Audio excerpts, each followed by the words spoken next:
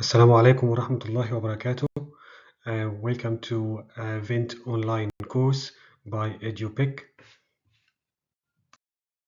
I'm Ahmed Al-Saudi, and in this session we'll talk about pediatric acute respiratory distress syndrome or pediatric ARDS. Before discussing pediatric ARDS, we will go through some equations that it will be very helpful. So first is PF ratio with the PO2 divided by FiO2, and PO2 can be obtained from arterial sample or arterial blood gas. But if we don't have an arterial gas, so we can use SF ratio, which is oxygen saturation on pulse oximeter divided by FiO2 from mechanical ventilation. And then we have oxygenation index. Again, this only can be used if we have an arterial blood gas, and we can obtain PO2. So oxygenation index, which is summation of FiO2 multiplied by mean airway pressure from mechanical ventilation multiplied by 100 and divided on PO2. Then if we don't have an arterial gas, we can use oxygenation saturation index, which is a summation of FiO2 from mechanical ventilation, mean airway pressure from mechanical ventilation multiplied by 100 and divided by SpO2, which is oxygen saturation from pulse oximeter. Then moving to the definition of pediatric ARDS, which is according to Acute Lung Injury Consensus Conference PALIC in 2015, and this has been revised in PALIC 2 2023. And according to that, can define ARDS according to the age. But we need to exclude preterm and very low birth weight patients with immature lungs, and timing of clinical insult, which can be within 7 days, origin of edema, which is not fully explained by cardiac or other causes of volume overload. Then we have chest imaging changes. So we'll have a new infiltrates with acute pulmonary parenchymal disease, and this changes could be bilateral or unilateral, but it's more common to be bilateral. Then moving to the oxygenation, so we can grade pediatric ARDS according to oxygenation index and oxygen saturation index, and also PF ratio and SF ratio. So if non-invasive mechanical ventilation, the patients on full mask and bi-level ventilation or CPAP more than 5, and the PF ratio less than 300, or SF ratio less than or equal to 164. Then if the patient's on invasive mechanical ventilation, then we can grade the ARDS in 3 main categories: mild and moderate and severe, again according to oxygenation index or oxygenation saturation index. And we have also here a special population as a cyanotic heart disease, chronic lung disease, or left ventricular dysfunction.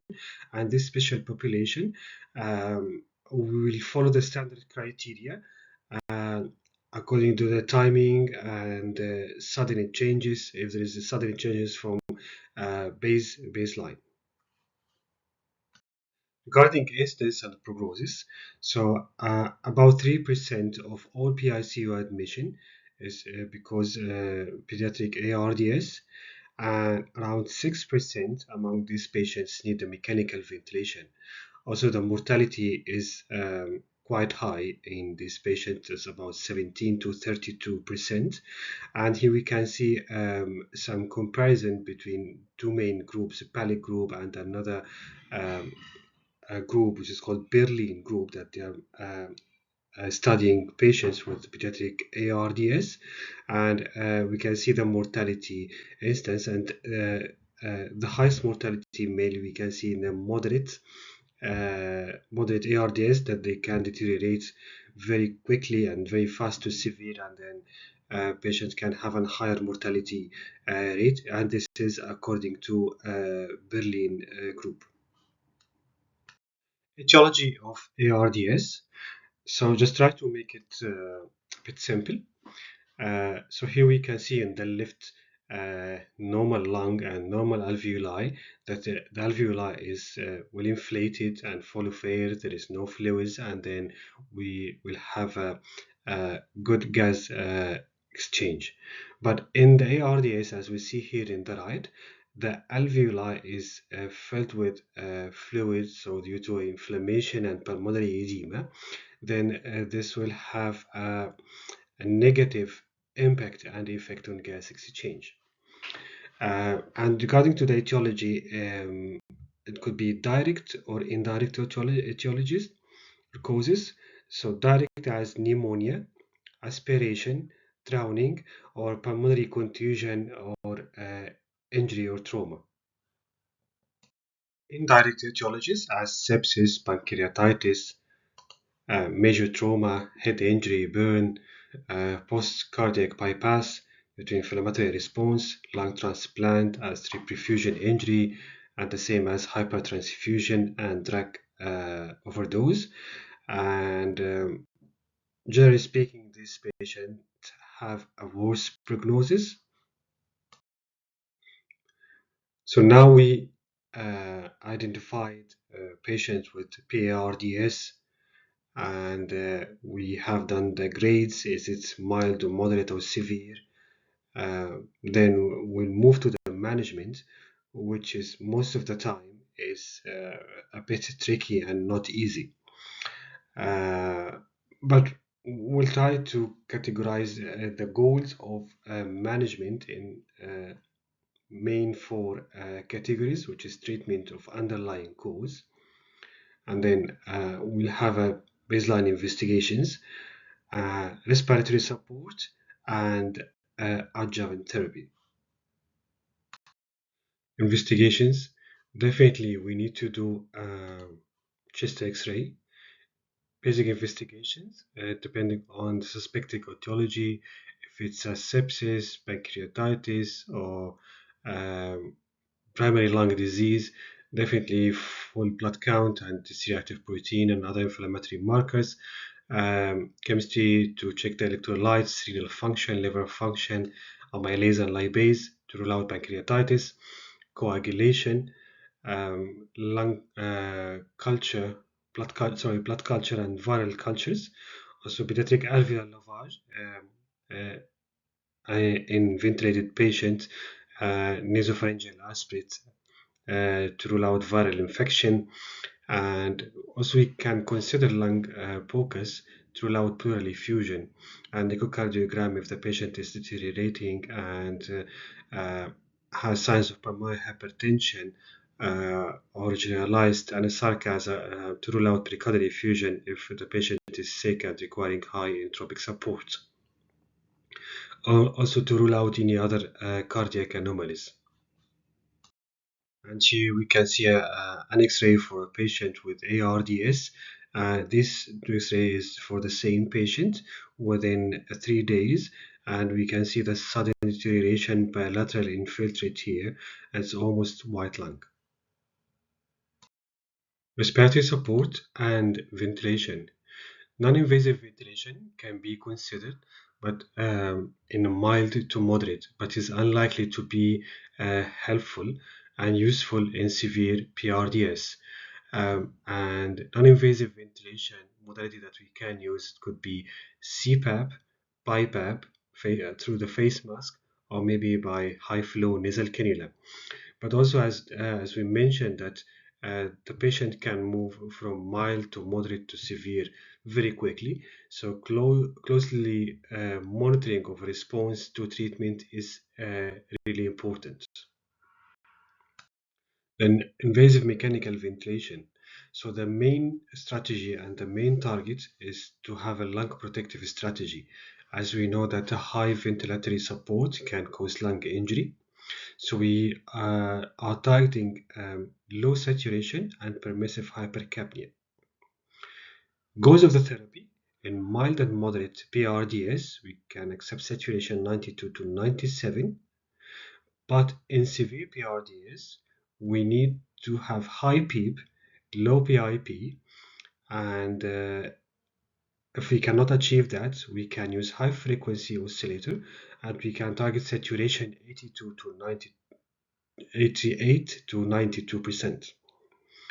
In permissive hypercapnia, we can tolerate pH 7.15 to 7.3. But again, we need to have a close monitoring for the patients. We need to monitor his lactate, his blood gas frequently. So central venous line is really important. But also we should be cautious about specific uh, patient conditions as a primary hypertension patient, because if we move the patient to uh, respiratory acidosis, this will exaggerate pulmonary hypertension. And also, on the other hand, if the patient has an intracerebral pathology and there is high incidence of brain edema, then moving the patient to the alkalotic site will be harmful to the brain. So we need to weigh benefit risk, and as we know, each patient is different, so we need to look at the patient as a whole. So now we have a patient that we decide to intubate this patient because of ARDS. So how can we initiate the mechanical ventilation? So first we need to be sure that the patient has an appropriate sized cuffed endotracheal tube, because cuff tube can help us to inflate or deflate the cuff if there is significant air trapping. Then we start mechanical ventilation setting on low tidal volume and low PI that can generate low PIP. So we are targeting 3 to 6 mil per kilo of predicted body weight if there is poor compliance, and we can accept a bit higher tidal volumes, 5 to 8 mil per kilo, if preserved compliance. Then we need to monitor the plateau pressure of the mechanical ventilation, which should be less than 28 centimeter water. We can increase the PEEP as opposed to increase the FiO2. So first we can increase PEEP instead of increasing FiO2 too much, as the oxygen can release free radicals, can be injurious to the lungs, and we need to minimize lung injury during mechanical ventilation. So we can consider PEEP at least 8 to 10 centimeters if FiO2 is consistently more than 60%, and PEEP more than 10 in severe pARDS.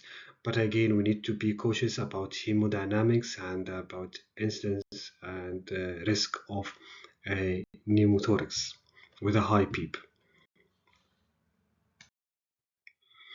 And as we ventilating a patient on relatively high settings, so we need to monitor for air trapping and lung hyperinflation. And this can be done by inspiratory hold to check peak and plateau pressure and peak to plateau pressure. Also, the plateau pressure shouldn't exceed 28. And doing expiratory hold maneuver on mechanical ventilation, then we can check for O2 PEEP. And if you have end-tidal CO2 monitoring, we can monitor the end-tidal CO2 waves, and an auto PEEP or air trapping will have upward slope of end-tidal CO2 wave. On X-ray also can be another method that we can do an X-ray and can see hyperinflated lung that exceeding 7 or 8 rep. Now we have a patient on mechanical ventilation, but despite adjusting all the settings according to a lung protective measurement, we are not able to achieve our target.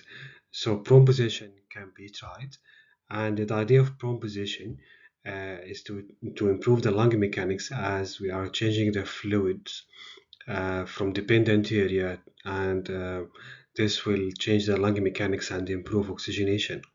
And according to the PALIC guidelines, this can be considered. I mean, prone position can be considered, but there's no recommendation to use it as a routine therapy.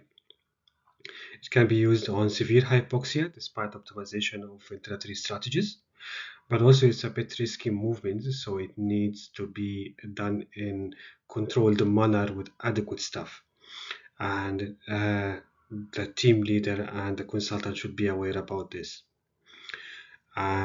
This needs also to have a close monitoring for the ATT position and migration, close monitoring of a skin integrity and pressure ulcers or any skin abnormalities or bruises. We can consider longer period of prone position, it's about 12 to 16 hours, if there is any improvement. Other recommendations. So there is no evidence of routine ATT suction to improve lung mechanics or even lung recruiting maneuvers. But if the patient has secretions and we need to do suction, so it's recommended to have a closed circuit suction. This will prove to keep the lung recruited and not to lose the PEEP. If there is no improvement, we can consider high frequency oscillator in moderate to severe pARDS, and if the oxygenation proper oxygenation cannot be achieved with a plateau pressure less than 28. So in other words, if the plateau pressure is more than 28 and if FiO2 is consistently more than 60%, then high frequency oscillator can be considered. Now, after adjusting respiratory support and ventilation settings, we can use adjuvant therapy as sedation. So we need to optimize sedation to achieve an adequate synchronized ventilation. And this needs to be reviewed twice daily to avoid signs of withdrawal. If we reach at a point, we need to wean the sedation and mechanical ventilation. Then neuromuscular blocking or paralysis. So this can be considered in severe ARDS in a patient that we cannot achieve an adequate sedation to achieve adequate synchronization with the mechanical ventilation. And we need to start with a minimal dose that we can, so we can avoid any other side effect of neuromuscular blockage. And corticosteroids. Actually, there is no strong evidence of routine use of steroids in pARDS except in PCP pneumonia.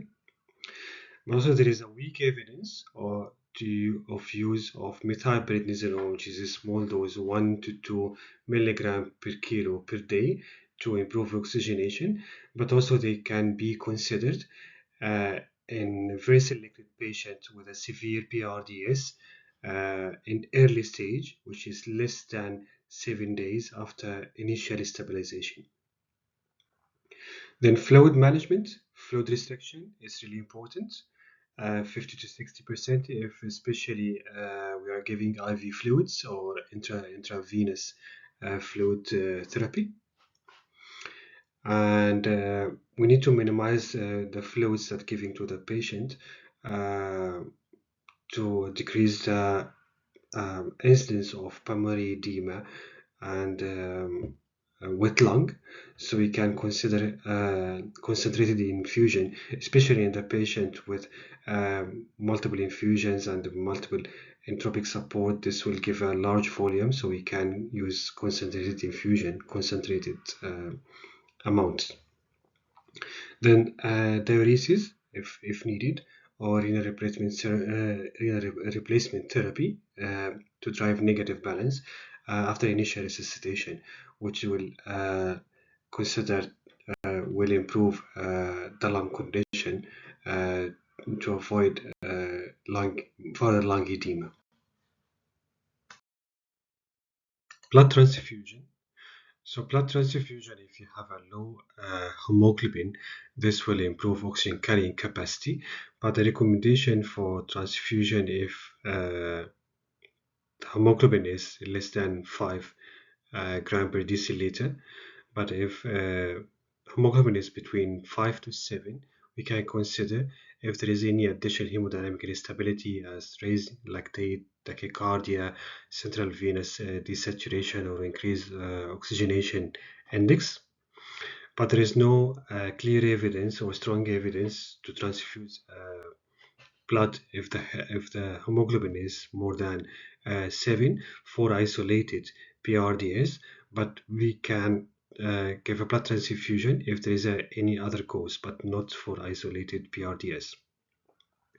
Then final step, after we have adjusted all the treatment, mechanical ventilation support and other adjuvant therapy, and the patient still not responding or have a very poor oxygenation, then we can consider ECMO that will allow lung to have time to recover from the injury.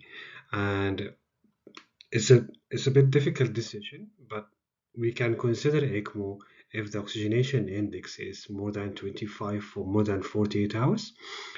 There is a strong evidence in neonate, and there is a good outcomes in neonate, and there are recent randomized control studies to decrease mortality in some neonates in some centers, but there is no enough studies in pediatrics. And also, as we said, this is a very difficult decision, and there is a multiple risks of transferring patient in ECMO, so parent counseling must be considered. Other adjuvant therapy as rule of surfactant, there is no evidence of surfactant in pARDS. Also inhaled nitric oxide. Some centers using nitric oxide as inhaler in pARDS, but there is a weak evidence. But there is some good response with a patient with pulmonary hypertension. But also some centers can use it for VQ mismatch. But again, it's weak evidence for that. Thank you very much.